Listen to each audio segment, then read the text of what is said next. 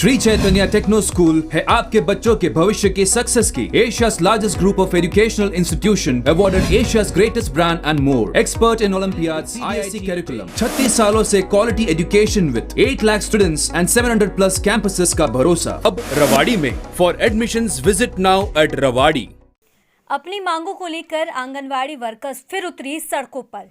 लंबी दूरी तक मानव श्रृंखला बनाकर पहुंची जिला सचिवालय। जमकर की सरकार की वादा खिलाफी को लेकर नारेबाजी। सरकार पर लगाया इन्हें बर्खास्त करने की धमकी देने का आरोप। 3 को सरकार पहले ही बैठा चुकी है उनके घर। 2 महीने से नहीं मिल रही तनख्वाह, कैसे चलेगा घर। ये तस्वीरें हैं जिला सचिवालय रेवाड़ी की, जहां अपनी मांगों को लेकर सैकड़ों की तादाद आंगनवाड़ी वर्कर्स और सहकारियां लंबी दूरी तक की मानव श्रृंखला बनाकर पहुंची और जमकर सरकार की वादा खिलाफी को लेकर नारेबाजी की। इन्होंने सरकार पर आरोप लगाते हुए कहा कि यह पिछले 57 दिनों से अपनी जायज मांगों को लेकर धरना प्रदर्शन कर रही है, लेकिन इनकी मांगे मानने की बजाय उल्टे सरकार इन्हें बर्खास्त करने की धमकी दे रही है और 3 को तो उनके घर ही बैठा दिया। लेकिन यह चुप बैठने वाली नहीं। जब तक सरकार इनकी मांगे पूरी नहीं करती, यह यूं ही अपना प्रदर्शन करती रहेगी। इंकलाब जिंदाबाद, जिंदाबाद, जिंदाबाद। इंकलाब जिंदाबाद, जिंदाबाद। जिंदाबाद। खट्टर सरकार जिंदाबाद। हमारी मांगे पूरी करो, हमारी मांगे पूरी करो। चाहे जो मजबूरी हो, मांग हमारी पूरी हो। चाहे जो मजबूरी हो, मांग हमारी पूरी हो। खट्टर की सरकार को कुर्सी से उतार दो। खट्टर नहीं खटारा है, झूठ का पिटारा है। खट्टर नहीं खटारा है, झूठ का पिटारा है। हम अपना अधिकार मांगते, नहीं किसी से भीख, नहीं किसी से भीख मांगते, नहीं डरेंगे घुर्की से। 57 दिन हो गए आज। लगातार आप प्रोटेस्ट कर रहे हैं, सरकार आपकी बात सुन नहीं रही। आगे क्या कुछ रणनीति रहेगी?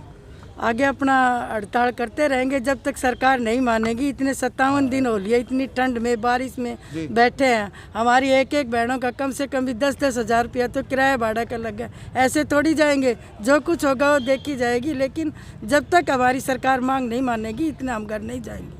अभी बता रहे थे कमरेड साहब कि आपको डरा रहा, धमकाया जा रहा है। किस तरीके से आपको डराया और धमकाया जा रहा है? सभी को, तकरीबन सभी को नोटिस दे दिया और 3 टर्मिनेट कर दी।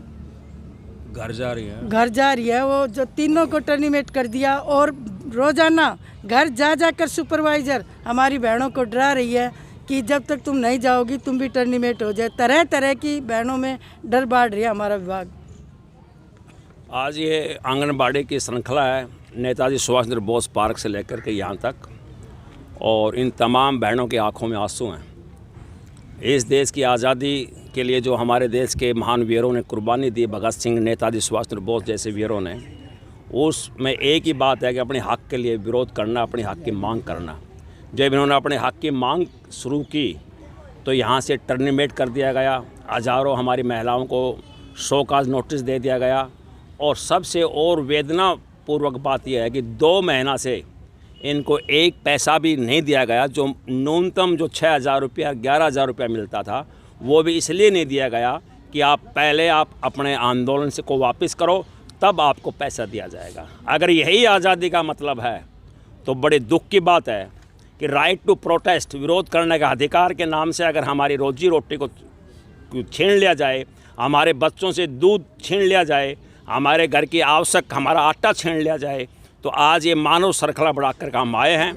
हमारी कोई नई मांग नहीं है। हम ये कहना चाहते हैं, 2018 में इस प्रदेश के मुख्यमंत्री ने खुद इस बात को माना था कि हम कर्मचारियों को, आंगनबाड़ी कर्मियों को कुशल और अर्धकुशल कर्मचारी का दर्जा देंगे और हर 6 महीना में महंगाई सूचांक के हिसाब से इनकी वेतन में बढ़ोतरी करेंगे, और यही मांग हम कर रहे हैं।